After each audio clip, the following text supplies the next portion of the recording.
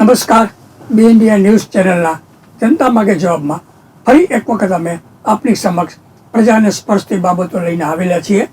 આજે આપણે જે વાત કરવાના છીએ એ વાત એવી છે કે આપ સર્વે જાણો છો કે ભારતની જેલોમાં હજારોની સંખ્યામાં કેદીઓને પૂરવામાં આવે છે અને ઘણા બધા એવા કિસ્સાઓ છે કે જેને કારણે નિર્દોષ નાગરિકને 20 વર્ષ 25 વર્ષ 10 વર્ષ સુધી જેલમાં રહેવું પડે છે અને પછી જ્યારે એ છૂટે છે નિર્દોષ તરીકે ત્યારે એની ઉપર લાગેલા આક્ષેપો, માનો કે રેપનો આક્ષેપ હોય, ડકૈતીનો આક્ષેપ હોય કે આતંકવાદીઓના આક્ષેપો હોય, એ બધા જેલમાં 10 વર્ષ 15 વર્ષ 20 વર્ષ રહે અને પછી એ નિર્દોષ ઠરે તો એની એટલા 20 15 25 વર્ષ માટે કોર્ટો જવાબદાર છે કે પોલીસ તંત્ર જવાબદાર છે.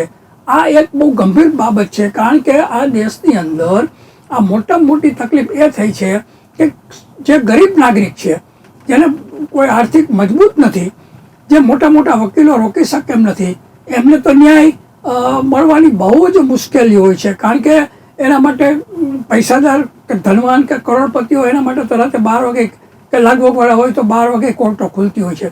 પણ સામાન્ય કેદી હોય કે જેને ખાવાના હોય, માનો કે નાનકડી ચોરી કરી હોય, મોબાઈલ ચોરીને ભાગી ગયો હોય, નાની મોટી લૂંટ કરીને ભાગી ગયો હોય, એ બધા કેદીઓને યોગ્ય વકીલોની મદદ નહીં મળવાથી એ લોકો ઘણીવાર તો માનો કે મેં ચોરી કરીને મને 3 વર્ષથી કે 7 વર્ષથી સજાનો મને એને વધુ હોય તો હું ઘણીવાર તો એ સજા મારો કેસ જ ન ચાલે અને હું 10 વર્ષ સુધી જેલમાં સબળે રાખું, મારી મૂળ સજા કરતાં હું વધારે વખત જેલમાં રહું. તો આ ભારતની આપણે આમાં કોઈ કોર્ટની ટીકા ટિપ્પણીનો સવાલ નથી. આખી વહીવટી સિસ્ટમ જે ભારતની હોવી જોઈએ એ અંગે આપણે આ ચિંતન કરવાની જરૂર છે. એટલા માટે કે આના કારણે સેંકડો નાગરિકો વારંવાર હેરાન થતા હોય છે અને ઘણા તો 20-25 વર્ષ સુધી જેલ હોય છે. આના માટે થઈને ઇટ ઇઝ ઓલવેઝ પોસિબલ નામનું પુસ્તક પણ જાણીતા IPS નિવૃત્ત કિરણબેન બેદીએ લખેલું છે, એ પણ વાંચવા જેવું છે. ટોકિંગ ઓફ ધ જસ્ટિસ કરીને લીલાબેન શેઠ કરીને હિમાચલ પ્રદેશના મુખ્ય ન્યાયાધીશ હતા, એમણે એ પુસ્તક લખેલું છે કે આ કેદીઓ કેવી રીતે ખોટી રીતે કેદીઓને અન્યાય થાય છે અને જેલોની સિસ્ટમ કેવી છે, કાયદાની સિસ્ટમ કેવી છે, એના વિશે આ લીલાબેન જે આપણા જસ્ટિસ હતા, સ્વર્ગસ્થ થઈ ગયા, એણે બહુ સરસ ઘણી બધી વાતો સરસ લખી છે. પણ એનો અમલ આજે ભારતના 75 વર્ષ ત્યાં આપણે આજે અમૃતકાળ ઉજવી રહ્યા છીએ, છતાં એનું કોઈ આમાં પેલું થયું નથી અમલ. એ સૌથી ગંભીર બાબત છે અને એના કારણે થઈને પારાવાર કેદીઓ આજે કેટલાક કેદીઓ છે એના પણ હું તમને આંકડા આપીશ કે જેને સજા થઈ નથી અને વગર સજા એ લોકો જેલમાં સબળી રહ્યા છે. મહિલાઓની દશાની તો વાત જ કરવા જેવી નથી. હમણાં મુઝફ્ફરનગરના એ બાજુના એક ન્યૂઝપેપરમાં આવેલું કે ત્યાંની મહિલા જેલની અંદર તો જો એ મહિલા એનું શારીરિક શોષણ ન કરવા દે તો જેલ તંત્ર એને ગંભીર રીતે હેરાન કરે. આપણે અહીંયા વડોદરા અને સુરત બાજુ લાજપોર જેલમાં મહિલાઓ જેલો અલગ થઈ છે, પરંતુ એમાં કોઈ બહુ તાત્વિક ફેર નથી. દુનિયાની જે ખરાબમાં ખરાબ સારામાં સારી જેલ કહેવાય દુનિયામાં ઘણી છે, એની સરખામણી તો આપણે થઈ શકે એમ જ નથી. કે ભાઈ જેલ એટલે ખરેખર તો જેલનો મતલબ એમ છે કે એને માનવ સુધારણા મંદિર. આ કિરણ બેદી એમ કહેતા કે ભાઈ જેલની અંદર આવે છે ગુનેગાર, સંજોગોવશાત કોઈ ગુનો કર્યો હોય તો એને સુધારવાની વાત છે. એને કોઈ હવે આપણે ત્યાં તો પરિસ્થિતિ એવી છે કે હું આ જેલમાં જાઉં તો જેલથી બહાર આવું ત્યારે મારી આગળ ગુંડાઓની ડબલ ગુંડો થઈને હું બહાર નીકળું એવી જેલોની સગવડ છે આજે. અને બીજું, જેલોની અંદર જ્યાં 5000ની કેદીની વધુ 5000 સમાવી શકાતા હોય ત્યાં 7-8 હજાર 9-9 હજાર કેદીઓને ગીચોગીચ ભરવામાં આવતા હોય છે. એટલે એના ઘણા બધા બીજા બધા એનાથી પેલા ગંભીર સમસ્યાઓ સર્જાતી હોય છે આપણા ભારતની જેલોની અંદર. તો એ તો આખું આને તો તમે 3-4 એપિસોડ કરો ને તો પણ એટલી બધી જેલો અને જેલોના જે ભ્રષ્ટાચાર છે, 15 ચા પાણીની કૂપન લેવાથી માંડીને એને 15 મિનિટમાં એના પોતાના સગાવાલાને વાત કરવી હોય તો જેલોના પોલીસવાળાઓને જેલ તંત્રને પૈસા ખવડાવવા પડતા હોય છે. જો પૈસા ખવડાવો તો તમને જેલની અંદર પણ સ્વર્ગ જેવી સગવડો મળી શકે છે. એટલે આખું તંત્ર એટલું બધું ભ્રષ્ટ થઈ ગયું છે કે એના કારણે નિર્દોષ જે આ લોકો કેદીઓ, મેં કહ્યું ને સંખ્યાબંધ કેદીઓ નિર્દોષ હોય, એનું કોઈ સાંભળવા વાળું ન હોય. એટલા માટે થઈને બ્રિટનના પૂર્વ વડાપ્રધાને જે બ્લેકસ્ટોન કરીને હતા, એમણે તો એમ કહેલું હતું કે ભાઈ આ તમે જે justice denied is justice denied, એટલે કે જે ન્યાય તમને મોડો મળે એ ન્યાય મળ્યો કહેવાય જ નહીં. સમયસર ન્યાય ન મળે તો એ ન્યાય ન ગણાય. આજે મને 3 વર્ષની સજા હોય, માનો કોકનો ચેન તોડીને ગયો અને મારે 3 વર્ષની સજા હોય ને બરાબર 5-6 વર્ષ જેલમાં રાખે અને પછી હું નિર્દોષ ઠરું તો છોડી દઈએ, તો મારા બીજા 5 વર્ષનું શું? એ કોઈ સિસ્ટમ આજે સુધારવા તૈયાર સરકાર હોય, કોર્ટ હોય. હું તો કહું છું સમાજની જ ચિંતાનો વિષય છે આમાં. ખાલી કોર્ટોની પણ જવાબદાર નથી. કોર્ટો પાસે માનો જજોની સંખ્યા ઓછી હોય. આજે ભારતની વસ્તીના પ્રમાણમાં જે જજો હોય, કોર્ટો જોઈ, એ પણ એક કારણ હશે નહીં હોય તો. પણ આ મુદ્દો મહત્વનો એ છે કે આપણે તમે આ કેદીઓને ન્યાય મળવો જોઈએ. તમે જો વર્ષો પહેલા 2 હાથે બારાત નામનું એક પિક્ચર આવેલું વહી શાંતારામનું, એ પિક્ચર જોવા જેવું હતું કે 2 આંખે બારાતની અંદર જે ખૂંખાર કેદીઓને પણ કેવી રીતે સુધારવામાં આવે છે, લાગણીથી, પ્રેમથી, માર્ગદર્શનથી. એ જેલોનો મૂળ આશય આ છે. એના બદલે આપણે જેલો એટલે તો એમાં આપણે જે ગુંડાગીરી શીખવાનું, અત્યારે તો જો કોઈ મહત્વનું સ્થળ થઈ ગયું હોય તો જેલોમાં ગયો એટલે બહાર આવે એટલે એ તૈયાર થઈને આવે. એ એકદમ ગુંડાગીરી, મારામારી, કાપી. જેલમાં બેઠા બેઠા તમે આજે જ પેપરમાં છે કે દુબઈથી પેલો આશિષ પાંડ્યા કરીને દારૂના હેરફેર કરોડો દુબઈમાં બેઠો અહીંયા દારૂનું નેટવર્ક ચલાવે છે. મને તો આશ્ચર્ય એ થાય છે કે દુબઈમાં બેઠેલો દારૂનું નેટવર્ક ચલાવી શકતો હોય તો ગુજરાત સરકાર કે ભારત સરકારની પોલીસ, ભારત સરકારનું વહીવટી તંત્ર જેનો સુધારી નથી શકતી, કે આખી સિસ્ટમ નથી સુધારી શકતી, એના કરતાં તો આ દારૂનો અનાજ ચલાવનારો વધારે મેનેજમેન્ટનો માણસ કહેવાય આશિષ પાંડ્યા દુબઈવાળો, કે જે ત્યાં બેઠો મધ્યપ્રદેશ, પંજાબમાંથી કેમ દારૂ ગુજરાતમાં ઘુસાડો એનું સફળ નેટવર્ક કરી શક્યો છે. વિચાર કરો કે આ એક દારૂના અડ્ડાવાળો કરી શકતો હોય તો ગુજરાત સરકારની પોલીસ કે ગુજરાત સરકાર ન કરી શકે. કહેવાનો મતલબ એમ છે કે કોઈને કરવું નથી અને આવડતેય નથી. સૌથી છેલ્લો હું તમને બીજા દાખલા ઉપર આવું એ પહેલાં તમને એક સરસ દાખલો આપી દઉં કે આપ સર્વને યાદ હશે કે 2002 કે 2004ની અંદર ગાંધીનગરના અક્ષરધામ મંદિર ઉપર હુમલો થયેલો હતો. હવે આ હુમલો થયો ત્યારે હોહાર દેકારો ને નેશનલ લેવલે એનું થયું ને આપણા કેટલાય પોલીસવાળા ઘાયલ થયા. એમાં મને યાદ છે ત્યાં સુધી આરબી બ્રહ્મભટ્ટ નામના નોમિનેટેડ આઈપીએસ, જે મને લાગે ત્યારે તો નહોતા, એને એક સ્લાઇડ ગોળી લાગેલી હતી અને બીજા એક ડીપી ચુડાસમા કરીને પીઆઈ હતા એલસીબીના, એને ગંભીર ઈજા થઈ હતી. હવે આ સરકારમાં લાગવગનો પણ નમૂનો જુઓ કે આરબી બ્રહ્મભટ્ટ મેઇન હતો ત્યારે, એને સ્લાઇડ ગોળી લાગેલી હતી. એ ગોળીના નામે એને રાષ્ટ્રપતિના પેલા શૌર્ય એવોર્ડ આપવામાં આવ્યો અને પેલા ડીપી ચુડાસમા જે ખરેખર ગંભીર ઘાયલ થયા હતા એલસીબી વાળા, એનું કોઈ ભાવ ન પૂછ્યો એટલે એને કોઈ એવોર્ડ બેવોર્ડ ન આપ્યો. મજાની વાત એ છે કે આજે 24 વર્ષ પછી અક્ષરધામ ઉપર હુમલો જે થયેલો, આતંકવાદીઓ હુમલો કર્યો ને ઢીકડું ને પૂછડું ને લઘુમતી કોમના લોકો દેશમાં હાહાકાર મચાવી દે છે. આ બધા આતંકવાદીઓ એક પછી એક સુપ્રીમ કોર્ટે સંપૂર્ણ નિર્દોષ ઠેરવા. તો માનો કે 25 વર્ષથી ઘણા ઉપર આતંકવાદનો સિક્કો લાગ્યો તો એની સમાજમાં કેવી ખરાબ દશા થઈ હશે. ઘણાના સાસા સસરા શાળાઓ જે સર્જન હોય એના વિશેના એની છાપ કેવી પડી હશે, એના માનસિક યાતના કેટલી થઈ હશે. અને તો પછી આનો અર્થ એમ થયો કે આ ચાર્જશીટ મૂકવામાં આરબી બ્રહ્મભટ્ટ હોય કે કોઈ પણ પોલીસ ખાતું હોય એ ખોટું હતું. તો આરબી બ્રહ્મભટ્ટનો શૌર્ય એવોર્ડ પણ પાછો લેવો જોઈએ કે નહીં? આ જ આરબી બ્રહ્મભટ્ટની સામે હમણાં જિગ્નેશ મેવાણીએ 2 નંબરની મિલકતોમાં ભ્રષ્ટાચારીથી વસાવેલી છે જમીનો, એના ખુલ્લા આક્ષેપ જિગ્નેશ મેવાણીએ કરેલા છે. આજની તારીખે આરબી બ્રહ્મભટ્ટનો જવાબ નથી આપી શક્યા. અહીંયા મૂળ મુદ્દો એ છે કે 25 વર્ષે આતંકવાદીઓ નિર્દોષ થઈ રહ્યા તો એની માનસિક યાતના માટે કોણ જવાબદાર? આરબી બ્રહ્મભટ્ટ, પોલીસ ખાતું કે પછી કોર્ટો? આ એક ચિંતનનો વિષય થઈ ગયો છે. આજે જે માણસને 25 વર્ષ સુધી સમાજની અંદર તિરસ્કારનો ભોગ બનવું પડ્યું હોય એ નિર્દોષ ઠરે તો પછી શું? તો આ વસ્તુ આખી આજે આપણે વિચારવાની છે. તમે વિચાર કરો કે સુપ્રીમ કોર્ટે તો કહ્યું જ છે કે બને ત્યાં સુધી તમારે જે 7 વર્ષથી નીચેના કાયદાની સજા હોય એવા આરોપીને તમારે પોલીસમાંથી જામીન આપી દેવા. પણ પોલીસ નથી આપતી. પૈસાદાર હોય તો એની પાસે 5-25 હજાર રૂપિયા લઈને એને આપી દે. ગરીબ હોય તો જા તું જેલમાં. હવે એનું ચાર્જશીટ મુકાય 3 વર્ષે, ન મુકાય એટલે પેલો જેલમાં સેડો રહે. સુપ્રીમ કોર્ટની પણ ગાઈડલાઈન છે, પણ એનો કોઈ અમલ કરતું જ નથી. આજે આપણે આ વાત કરવાના છીએ. ભારતને આઝાદી મળ્યાને 75 વર્ષથી વધુ વર્ષ થઈ ગયા, પરંતુ સાચી આઝાદીનો ભારતના તમામ નાગરિકોને સરખો ન્યાય, સન્માન મળે અને સમાજમાં તમામ વર્ગોમાં સ્વીકાર્ય બને ત્યારે જ આઝાદી મળી કહેવાય. દેશ આઝાદ થયો છે, પરંતુ નાગરિકો હજી પણ ગુલામ જ છે. ન્યાયની વાત હોય તો ધનવાન એને પહોંચેલ લોકો હોય લાગો ગયા, એ રાતે 12 વાગે પણ કોર્ટ ખોલાવી શકતા હોય છે. જ્ઞાતિ, કોમ, ધર્મ, જાતિવાદ વગેરેમાં નાગરિક બંધાઈ ગયા છે. ગરીબ નાગરિકોને પણ ન્યાય મોંઘો બની ગયો હોવાથી ન્યાય સમયસર મળતો નથી. ખરેખર તો આઝાદીનો અર્થ એવો હોવો જોઈએ કે ભારતના દરેક નાગરિકોને સરખો ન્યાય મળે.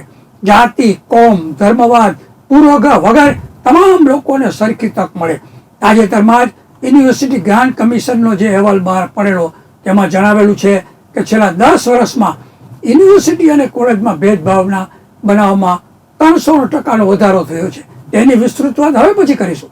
આજે અહીં એક ગરીબ નાગરિકને નિર્દોષ હોવા છતાં લગભગ 24 વર્ષ સુધી જેલમાં રહેવું પડેલ છે. તેની પ્રથમ આવા 2 કિસ્સા છે, વિગતો આપીશું. હેપી સ્વતંત્ર દિવસની એટલે કે 26મી જાન્યુઆરીના દિવસની ઉજવણીના શ્લોગો હેપી ઇન્ડિપેન્ડન્સ ડે વોટ્સઅપ ગ્રુપમાં 26મી જાન્યુઆરીએ આખો દિવસ ફર્યા. આ એ જ ભારત દેશમાં નિર્દોષ વ્યક્તિને જેલમાં 25 વર્ષ સુધી યાતના વેઠવી પડી છે. તો ખરેખર દેશના તમામ નાગરિકો આઝાદ છે કે કેમ તે અંગે ચર્ચા, ચિંતન અને ચિંતાની બાબત છે. લગભગ 2000ની સાલમાં ઉત્તર પ્રદેશના મેનપુરી રહેતા આઝાદ ખાન નામની વ્યક્તિને પોલીસે સામાન્ય લૂંટના કિસ્સામાં પકડેલા. હવે ત્યાંની સિવિલ કોર્ટે લૂંટના કેસમાં આઝાદ ખાનને ઉમ્ર કેદની સજા, ખરેખર તો આમાં 3 થી 5 વર્ષની પણ આપી શકાય છે, પણ કોઈ પણ કારણોસર એને ઉમ્ર કેદની સજા આપેલી. આથી બરેલીની જેલમાં આ આઝમ ખાનને પૂરી દેવામાં આવેલા. આ વર્ષો દરમિયાન તેમના ભાઈ મસ્તાન વર્ષો બાદ, કેમ કે બહુ ગરીબ હતા આ લોકો, વર્ષો બાદ તેમના ભાઈ મસ્તાને અલ્હાબાદ હાઈકોર્ટમાં સજા સામે અપીલ કરી. કોર્ટને ક્યાંકથી મદદ લઈને અલ્હાબાદ હાઈકોર્ટમાં સજા સામે અપીલ કર્યા બાદ કેસની સુનાવણી દરમિયાન આઝમ ખાન વિરુદ્ધ કોઈ પુરાવા જ નહીં મળ્યા અને કેસમાં કંઈ હતું જ નહીં. એટલે પૂરતા પુરાવાના અભાવે એમને કોર્ટે સંપૂર્ણ નિર્દોષ જાહેર કરી દીધા. 19 ડિસેમ્બર 2025ના રોજ અલ્હાબાદની હાઈકોર્ટે એમને છોડી દેવાના હુકમો કર્યા. આમ 2000ના વર્ષમાં જેલમાં પુરાયેલા આ કેદી 2025માં નિર્દોષ સાબિત થયા. પરંતુ 25 વર્ષ જેલમાં રહેવા માટે કોણ જવાબદાર? પોલીસ તંત્ર, વહીવટી તંત્ર અને કોર્ટની સિસ્ટમને જવાબદાર ગણી શકાય કે કેમ તે અંગે સરકારે વિચારવાની જરૂર છે. 25 વર્ષ સુધી નિર્દોષ વ્યક્તિને જેલમાં રહેવું પડે તે માટે જ્યુડિશરી સિસ્ટમ એટલે કે કોર્ટની સિસ્ટમ પણ સુધારવાની જરૂર છે કે કેમ તેની તપાસ પણ ભારત સરકારના ન્યાય વિભાગે કરાવવી જોઈએ. એવો પ્રશ્ન પણ નાગરિકોમાં થાય તે સ્વાભાવિક છે. હજી બીજી આનાથી પણ ગંભીર બાબત એ બની આ કિસ્સામાં કે કોર્ટે નિર્દોષ જાહેર કર્યા પછી વહીવટી ચાર્જ અને જુર્માના પેટે 7,000 રૂપિયા આ નિર્દોષ કેદીએ ભરવાના થતા હતા હશે સિસ્ટમ પ્રમાણે. પરંતુ અત્યંત ગરીબીના કારણે તેમનો ભાઈ આ 7,000 રૂપિયા તાત્કાલિક ભરી નહીં શકતા જેલમાં જ રહેવું પડ્યું. એ બાદ ઉત્તર પ્રદેશની કોઈ સામાજિક સંસ્થાના ધ્યાનમાં આ વાત આવતા તેમણે માનવતાના ધોરણે 7,000 રૂપિયા કોર્ટમાં ભરતા 23 જાન્યુઆરી 2026ના રોજ તેમનો જેલમાંથી છુટકારો થયો. આમ 23 ડિસેમ્બર 2025ના રોજ અલ્હાબાદ હાઈકોર્ટે છોડવાનો હુકમ કરેલો તેનો અમલ છે 23 જાન્યુઆરી 2026માં થયો. આની જગ્યાએ કોઈ ધનવાન આરોપી હોત તો 1 કલાકની અંદર છૂટી જઈ શકેલો હોત. આમ નામ આઝાદ ખાન, પરંતુ નિર્દોષ હોવા છતાં 25 વર્ષ આઝાદીના બદલે જેલમાં છે. આ ભારતની વહીવટી સિસ્ટમને કારણે વિશ્વગુરુના સૂત્રોચ્ચાર વચ્ચે ભારતના નાગરિકો કેટલા બધા ગુલામ છે તેનું આ વરું ઉદાહરણ છે. અહીંયા એક બીજી વચ્ચે વાત કરી દઉં કે આવો જ કિસ્સો હમણાં ઉત્તર પ્રદેશનો એક વિષ્ણુ તિવારી નામના કેદીનો પણ આવ્યો છે. આ વિષ્ણુ તિવારી નામના કેદી લગભગ 23 વર્ષની ઉંમરના હતા ત્યારે એની ઉપર રેપનો કે છેડતીનો કેસ કરવામાં આવેલો. એ કેસમાં જેલમાં બંધ હતો. હવે એ 20-22 વર્ષ પછી 25 એનો પણ 22-23 વર્ષે કેસ ચાલ્યો અને નિર્દોષ થઈ રહ્યો. ત્યાં સુધીમાં તો એના મા બાપનું અવસાન થઈ ગયેલું, એકાદો ભાઈ ન મળે, જેલમાંથી બહાર આવ્યો ત્યારે ક્યાં જવું એ પ્રશ્ન હતો. અને સામાજિક ટીકા જે રેપના કે છેડતીના કેસમાં જેલમાં ગયેલો એ વિષ્ણુ તિવારી નામના કેદીની પણ આવી જ દશા થઈ.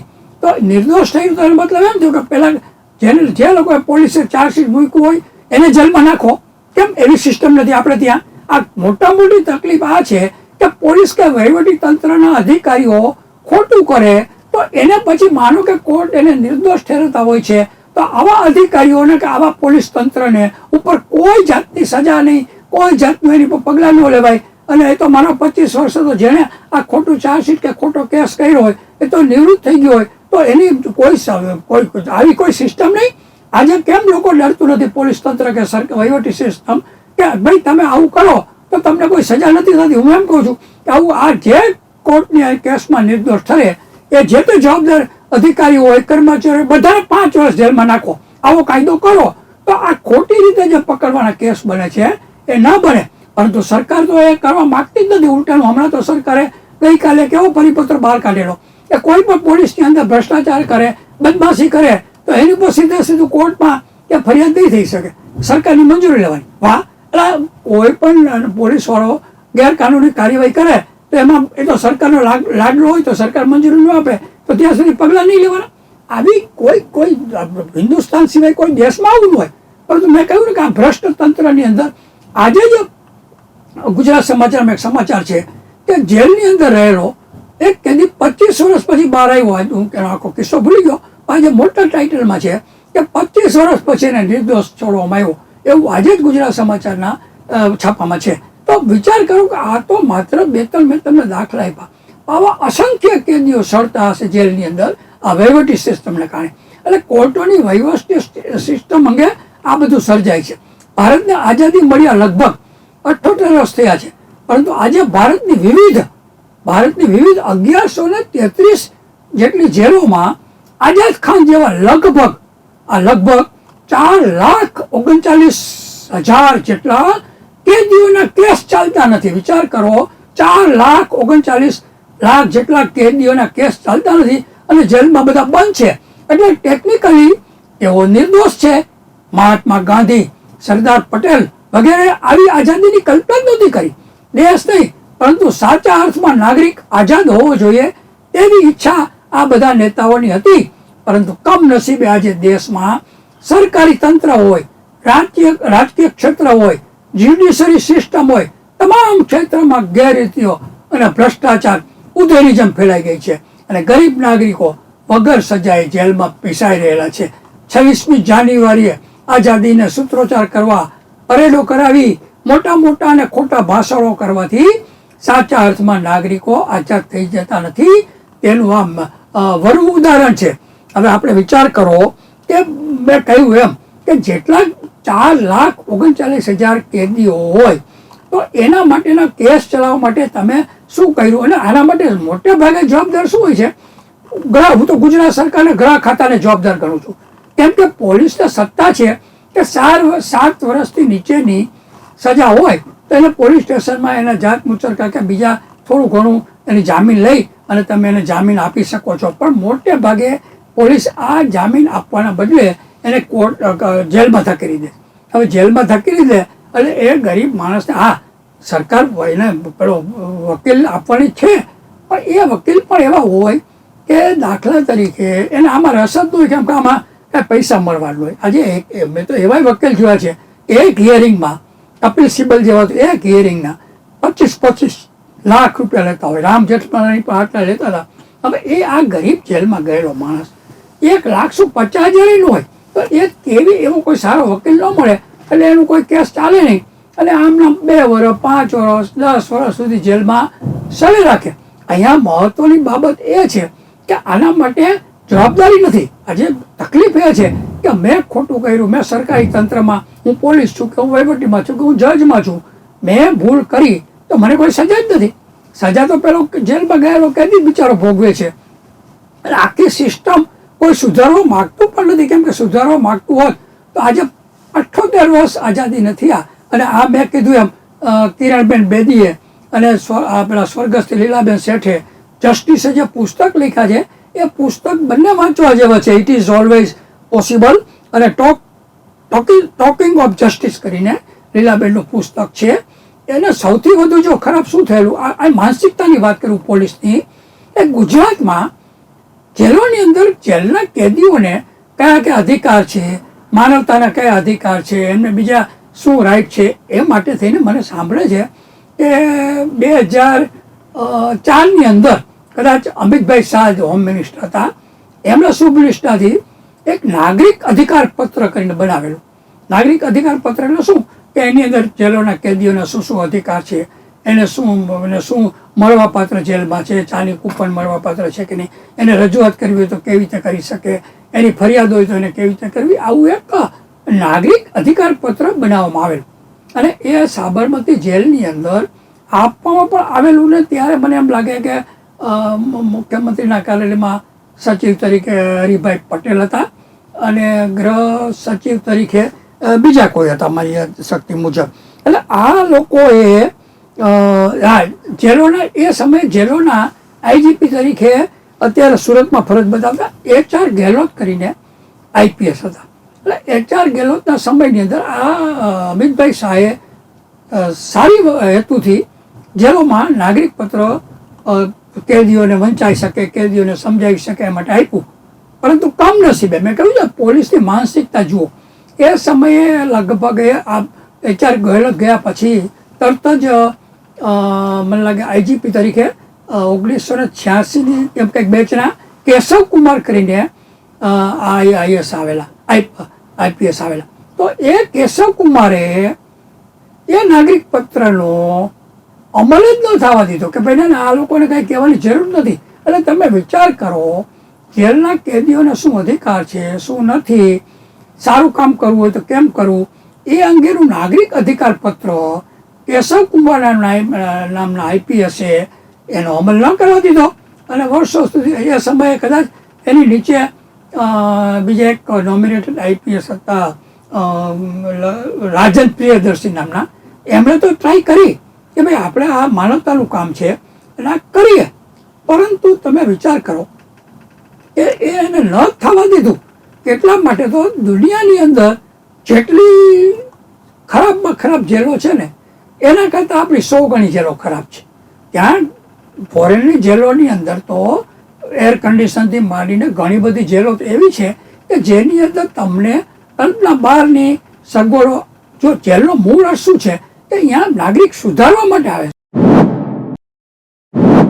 કિરણ બેદીએ કહેલું કે આ તો નાગરિક કેદી સુધારણા મંદિર કહેવાય. ત્યાં માણસ આવે તો પાછો બહાર જાય તો એક સારો માણસ થઈ જાય. જેલની સજા એટલે માત્ર એને ઢીબવો ને પીટવો ને અંદર ગુંડાગીરી શીખવાડી એ નથી. મૂળ હેતુ તો જેલોનો દુનિયાભરમાં જે જેલોની રચના કરી ત્યારે આ જ હેતુ હતો કે ભાઈ સમાજમાં ક્યારેક ઉશ્કેરાટમાં ઘણી બધી તમે જુઓ સમાજની અંદર આમાં છેલ્લા કેટલાય 4-6 મહિનામાં તમે જુઓ તો પતિ પત્નીના કેસમાં મારામારી થઈ હોય, હાલતા ચાલતા ઉશ્કેરાટની અંદર કોઈ ચપ્પુ મારી દીધું હોય તો એ માણસે ઉશ્કેરાટમાં કે ભૂલમાં કે આવેશમાં આવીને ગુનો કર્યો હોય તો એ ગુના પછી જેલમાં આવે તો જેલમાંથી બહાર નીકળે ત્યારે એનાથી સારો માણસથી નીકળે એવી ભાવનાથી જેલોની રચના થયેલી. એના બદલે જેલોમાં આજે તમે જાણો છો કે આવા બધા આજે પેલા ચાની કૂપન લેવામાં તો કે આટલી લાંચ આપો, ટિફિન તમારે આપવું છે તો આટલી લાંચ આપો. તો જેલો એટલે એક ગુનેગારને એની શીખવાડવાનું તાલીમ કેન્દ્ર બની ગયું છે કે હું જેલમાં જાઉં તો બહાર આવું તો મોટો ગુંડો બહારથી આવું. આવી જેલોની કલ્પના નહોતી. એટલે જેલો એ ખરેખર સુધારણા મંદિર છે. જેલોની અંદર ખરેખર એ તાલીમ આપવા, અત્યારે તાલીમ સુથારી કામ, લુહારી કામની આપવામાં આવે છે બે બિચારા નાના નાના કેદીઓને, બાકી તમે જુઓ કે મોટા કેદીઓને તમે આજે મારી પાસે, હું દાવા સાથે કહી શકું કે મારી પાસે પૈસા હોય, હું 10,000 રૂપિયા રોજ ખવડાવી શકું, તો મને સાબરમતી જેલની અંદર ફોનથી માંડી બધી સગવડ મળે. ફોરેનની જેલોમાં તો એ લોકો માણસની જરૂરિયાતને ધ્યાનમાં રાખતા હોય છે. આજે સાબરમતી જેલમાં એમાં તો પરિસ્થિતિ એવી છે કે 5,000ની સંખ્યાની અમે 7-8,000 બેઠા હોય ને એટલે એકદમ ગીચોગીચ ભરતા હોય છે ને. એનાથી પુરુષના સેક્સના સંબંધોના કારણે HIV કેસો બને છે. ત્યારે ફોરેનની અંદર તો એ લોકો માને છે કે ભાઈ માણસની જરૂરિયાત સેક્સ છે, તો અઠવાડિયે એક વખત ફોરેનમાં એની પત્નીને બોલાવવા દઈએ, એની ગર્લફ્રેન્ડને બોલાવવા દઈએ છે અને એને સંબંધ બાંધવાની પણ છૂટ હોય છે. કારણ કે ફોરેનની જેલો એમ માને છે કે જેલોમાં આવે છે એને સુધારવાના છે, અહીંથી બગાડવાના નથી. ત્યારે આપણે ત્યાં ઊંધું છે. આપણે ત્યાં જેલોની અંદર તમે જાઓ, જેમ વચમાં તિહાર જેલમાં આવેલું હતું આ સુરેન્દ્ર જૈન ને બધા, કે ત્યાં આ બધા રાજકીય નેતાઓ અરવિંદ કેજરીવાલની પાર્ટીના હતા, તો એને માલિશની સગવડ આપવામાં આવેલી. એને જાઓ જેલની સગવડ, કેમ કે એ પૈસા ખવડાવતા હતા જેલોમાં. જે પૈસા ન ખવડાવી શકે એને તો ત્યાં માનો કે અહીંયા નરક જેવી પરિસ્થિતિ જેલોમાં છે. તો આખી સિસ્ટમ આ બધા જાણે જ છે. રોજ ન્યૂઝપેપરમાં આવે છે કે સાબરમતી જેલની અંદર કેટલા રૂપિયા, મારી પાસે હું એ ડીવાયએસપીના નામ સાથે જાણું છું કે કયો એ જેલની અંદર કૂપન લેવા માટે, દીકરું લેવા માટે, 15 મિનિટના બદલે 1 કલાક વાત કરવા માટે કેટલા રૂપિયા આપો તો એ બધું થાય. આ બધાના ભાવ નક્કી હોય છે સાબરમતી જેલમાં તો. અને એ સાબરમતી જેલ અત્યાર સુધી KL રાવ સંભાળતા હતા, કે જે અત્યારે પોલીસવાળા છે. એટલે આખી મારી કહેવાનો મતલબ એમ છે કે નિર્દોષ નાગરિકોને સજા થાય છે, એની સામે વહીવટી સિસ્ટમને સુધારવાની જરૂર છે. આજે આપણે આટલું કહી રમીએ. જય હિન્દ, જય ગરવી ગુજરાત.